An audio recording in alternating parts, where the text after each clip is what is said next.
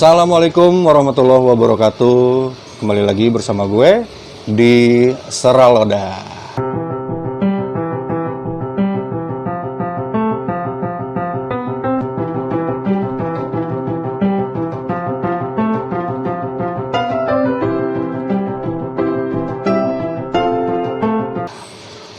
Kali ini gue udah bukan kedatangan tamu ya, gue berkunjung ke sebuah toko buah yang fenomenal di daerah Bekasi.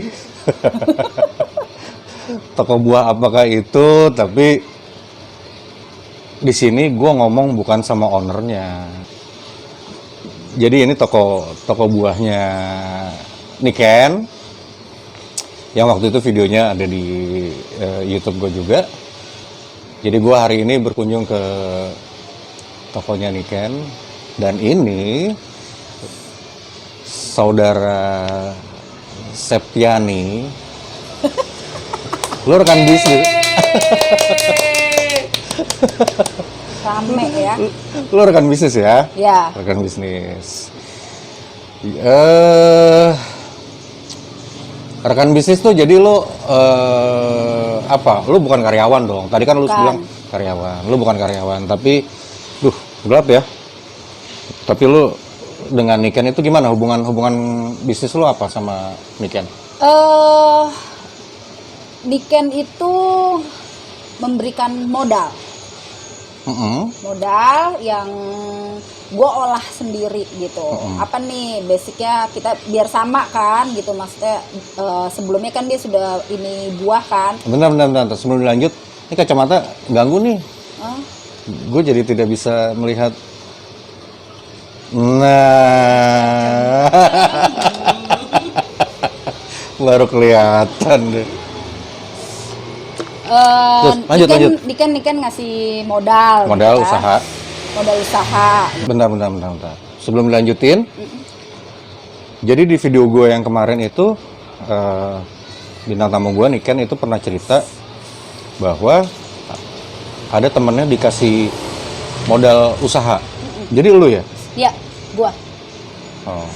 Gue dengan sebuah BPKB.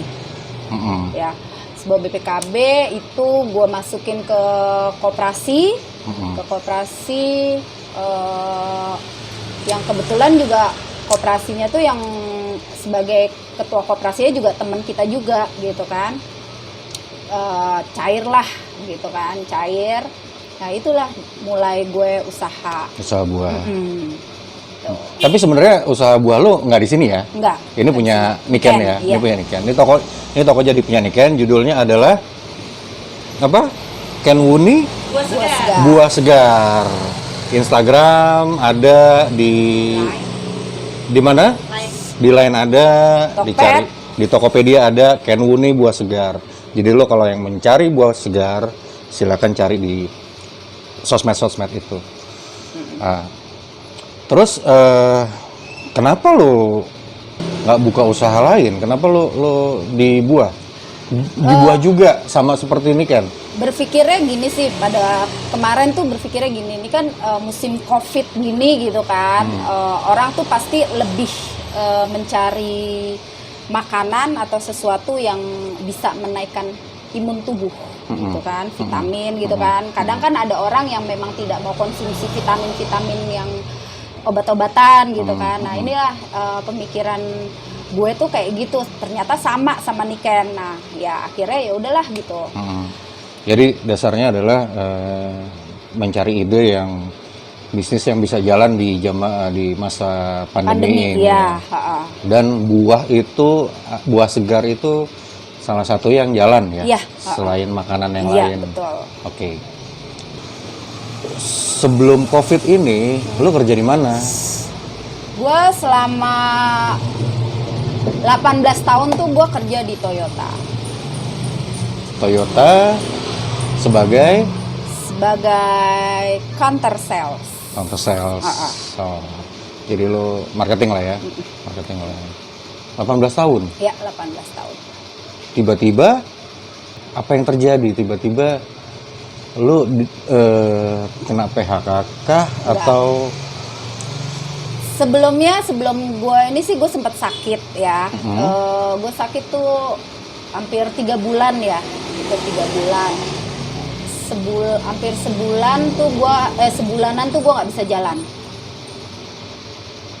Gue nggak bisa jalan, sempat di kursi roda tuh kan. Nah, memang sebelum ketemu istilahnya sebelum ketemu lagi sama Niken, ngobrol lagi lebih ini sama Niken, gue sempat usaha sembako gitu, menyediakan sembako pada waktu itu kan mau puasa, lebaran gitu kan, bikin parcel gitu kan, bikin parcel tuh gue gitu. Cuman itu kan musiman ya. Itu lo sudah berhenti apa belum dari Toyota?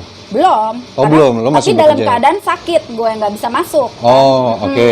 Nah itu kan gue kan harus tetap, gue harus gimana caranya nih, gue harus bisa tetap makan gitu kan. Mungkin kalau gue mikir pribadi gue sih, gue ya makan sehari sekali atau nggak makan sehari sih nggak masalah gitu kan. Tapi kan gue punya anak nih gitu kan, punya anak yang harus gue nafkahi, yang harus gue biayain sekolahnya gitu kan. Sampai akhirnya ya sudahlah, gue coba peruntungan di bisnis sembako, paket-paket sembako sampai ke parcel kayak gitu. Tapi lo masih terima gaji? Masih. Cuma karena lo sales, Ya. biasanya lo ada bonus penjualan ya kan, otomatis penghasilan lo menurun. Akhirnya lo bisnis sembako itu. Terus akhirnya lo keluar dari Toyota? Gue baru ngajuin resign resmi itu per 1 Agustus kemarin. Gitu. Per 1 Agustus? Iya, per 1 Agustus gue ngajuin. Setelah sekian lama. Tapi kan 1 Agustus itu lo udah sembuh kan? Iya, setelah sekian lama gue nggak kerja tuh, gue kayak apa ya, sebenarnya gini, gue kayak ngalamin satu yang batin gue tuh enak kayaknya gue di rumah. Tapi ya tetap semuanya ada konsekuensinya ya. Enaknya kenapa? Gue bisa deket sama anak-anak.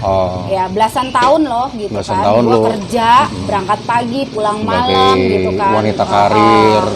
Gue nggak tahu perkembangan anak-anak gue, cuman cerita dari pembantu, cerita dari babysitter gitu kan pada waktu itu. Jadi ketika pas COVID ini gue ngerasa deket nih sama mereka gitu. Sebelum gue memutuskan untuk berhenti pun gue juga tanya sama anak-anak gue, kalau mami keluar gimana gitu kan. Nah kalau anak gue yang gede kan cuman bilang nanti kita makannya gimana mami gitu kan. Tapi kalau anak-anak gue yang nomor 2 sama nomor 3 tuh bilang seneng gitu loh, karena memang mereka mungkin butuh kasih sayang seorang ibu juga gitu kan ya.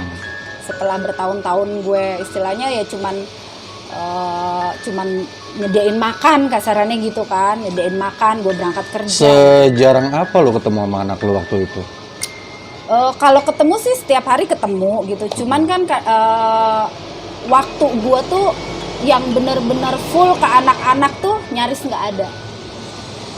Berangkat pagi jam 6 tuh gue udah harus berangkat kan. Kadang anak-anak tuh belum berangkat sekolah, gue udah harus jalan. Ya pulang, kalau gue langsung pulang kerja sih gue masih ketemu sama anak-anak. Tapi kalau misalnya ada kerjaan, gue biasanya pulang malam jam 9, setengah 10, jam 10 sampai rumah. Itu mereka biasanya udah pada tidur gitu kan. Begitu aja rutinitasnya begitu. Dan akhirnya gue memutuskan untuk udah stay aja lah di rumah. Tapi ya konsekuensinya pasti perekonomian gue berantakan gitu kan. Dan lo berani mengambil resiko itu? Gue berani ngambil resiko itu karena setelah gue mengalami beberapa kejadian kurang lebih sekitar 2 tahun inilah ya gitu kan. 2 tahun ini tuh gue tuh makin mantep gitu loh. Gue makin mantep, ya udahlah gue harus hijrah gitu kan. Gue harus hijrah.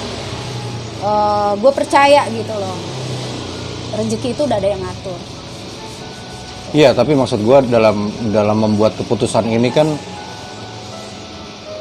tentunya nggak gampang. Pasti. Lu mungkin berpikir memang anak-anak apa segala macam, tapi kan lu mencari nafkah juga kan untuk anak-anak. Betul. Iya, maksud gue apa ya?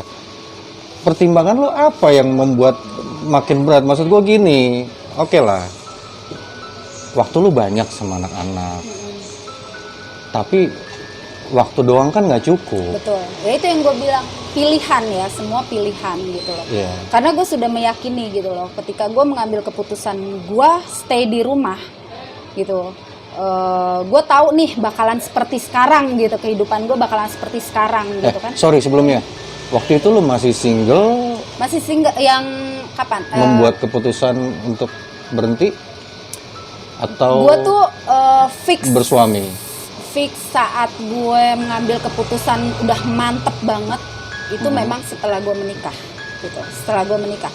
Tapi sebelumnya waktu hampir 2 tahun ini gitu kan, gue memang sudah berpikir pengen banget di rumah, pengen banget deket sama anak-anak. Itu terus aja gitu loh, di hati gue tuh terus aja gue ngerasain hal itu tuh terus aja gitu.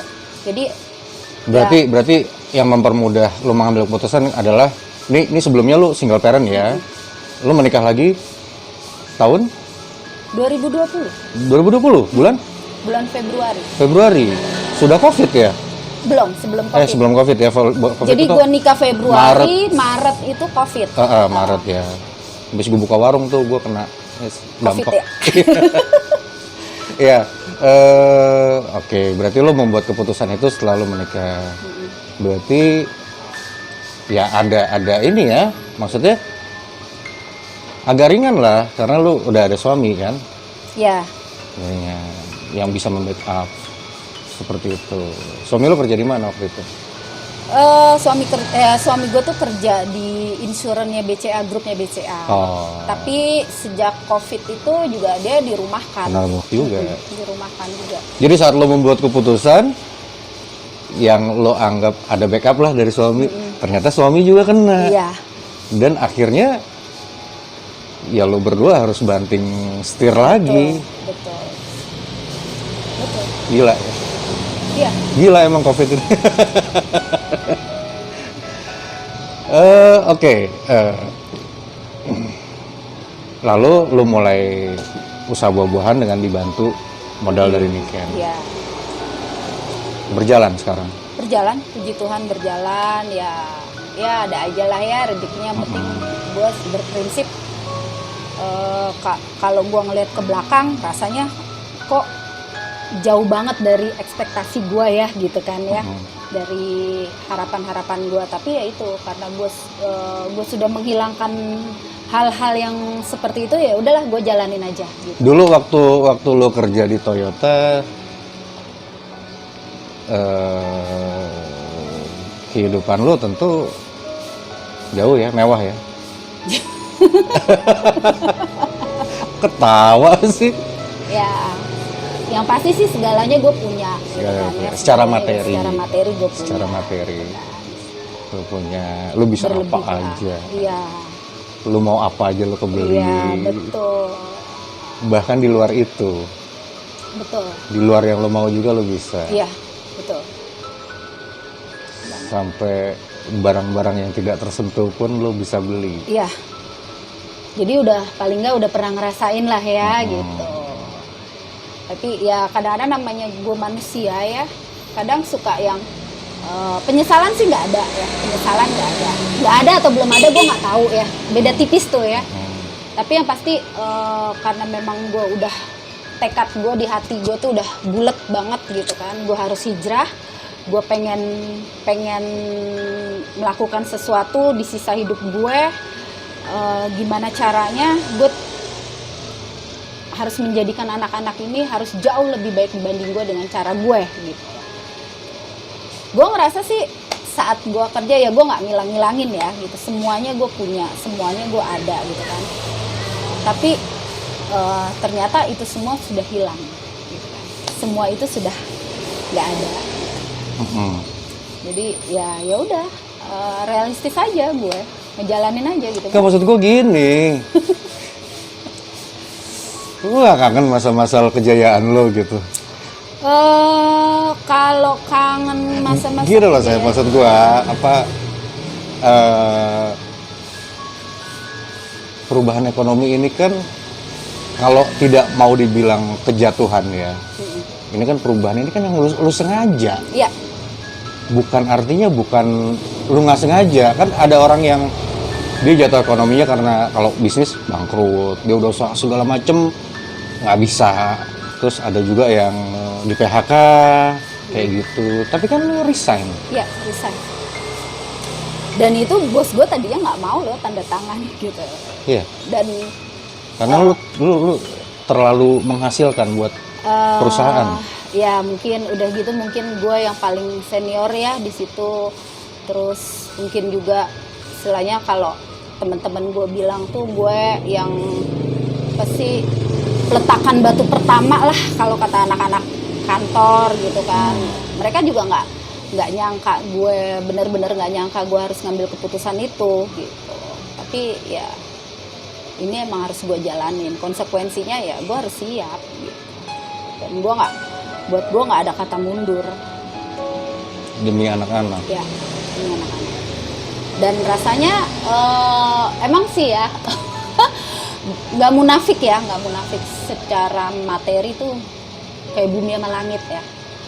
Ketika gue masih bekerja menghasilkan uang puluhan juta setiap bulan gitu. Terus sekarang gue harus pertama kali gue menerima uang, pertama kali gue jualan buah terima uang tunai yang cuman 10.000 gitu kan, 20.000. Itu jujur di hati gue nangis bukan karena gue menyesali keputusan gue, enggak.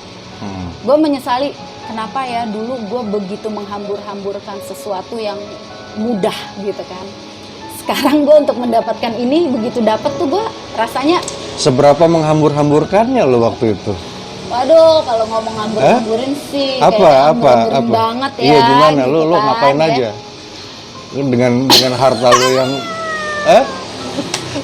Banyak lah, maksudnya gue masih cerita ya, dong, banyak itu kan. ya salah satunya ya mungkin gue masih suka yang namanya kelabing, suka mabok ya, masih suka ya hura-hura lah ya, Hura-hura. senang-senang gitu ya. Anak-anak tuh tumbuh tanpa gue kasarannya ya. Karena waktu itu jujur gue tuh berpikiran gimana caranya gue harus dapat duit. Semua yang gue lakukan harus jadi duit. Nah, duit, itu gitu. itu yang pengen gue tahu dari tadi di otak gue. Lu bilang gue harus hijrah. Hijrah dari apa? Kerjaan kan biasa aja. Nah, baru lo ngaku sekarang bahwa dengan penghasilan lu segitu yang demikian mudah, lu menghambur-hamburkan juga. Ya, menghambur-hamburkan. Lu melakukan kegiatan dunia gemerlap, Ya. istilahnya. Karena mungkin duit itu gampang ya gue Gampang ya, dapetin ya, gampang ya. Istilahnya sekali dapat gede gitu kan ya. Jadi kalau kalau kita bilang sih duit setan dimakan jin gitu kan. Nah itu kayak Lu gampang dapetnya, lu juga hambur-hamburin Iya. gampang. Gitu. Jadi ini yang lu sebut hijrah. Ya, Sebenarnya yang mau lu hindari adalah kehidupan lu ya di luar pekerjaan justru Iya. kan. Dan harusnya tujuan lu memang membatasi penghasilan lu akhirnya ya. supaya lu tidak melakukan hal yang sama lagi. Sebenarnya sih Nggak juga? Nggak juga sih ya, maksudnya gini. Gue juga kalau ditanya nih kemana aja sih duit itu gitu kan ya. Gue sendiri juga nggak tahu gitu loh. Kemana duitnya gue nggak ngerti gitu loh. Tapi ya memang ada ya istilahnya namanya kehidupan ya, pasti di dalam kehidupan gue tuh selama bertahun-tahun tuh kan pasti banyak kisah-kisah yang Iya. yang gue jalanin nih gitu kan. Nanti gue korek itu. Oh, silakan.